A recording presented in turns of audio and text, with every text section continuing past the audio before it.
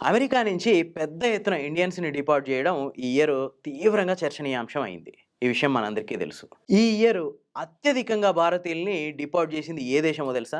మనకు టక్కున గుర్తొచ్చేది అమెరికానే. కానీ సమాధానం అది గాదు. కేంద్ర విదేశీ వ్యవహారాల శాఖ రాజ్యసభకి మొన్న శీతాకాల పార్లమెంట్ సమావేశాల్లో ఒక నివేదికను సమర్పించింది. ఆ నివేదిక ప్రకారం 2025లో 24,600 మంది భారతీయుల్ని 81 దేశాలు వాళ్ళ దేశం నుంచి డిపార్ట్ చేసినాయి. ఇందులో అత్యధికంగా 11,000 మంది భారతీయుల్ని సౌదీ అరేబియా డిపార్ట్ చేసింది. రీజన్ ఏందంటే వీసా అయిపోయినా అక్కడ ఉండడం, అక్రమంగా ఉద్యోగాలు చేస్తుండడం. ఇవే రీజన్స్. నెక్స్ట్ యూఎస్ఏ ఉంది.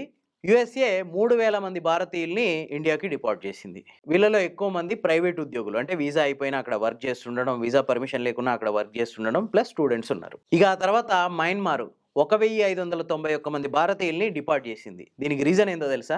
వీళ్ళంతా వేర్వేరు సైబర్ నేరాల్లో నిందితులుగా ఉండడం. ఇంకా 4థ్ ప్లేస్‌లో మలేసియా ఉంది. 1,483 మంది భారతీయుల్ని డిపార్ట్ చేసింది.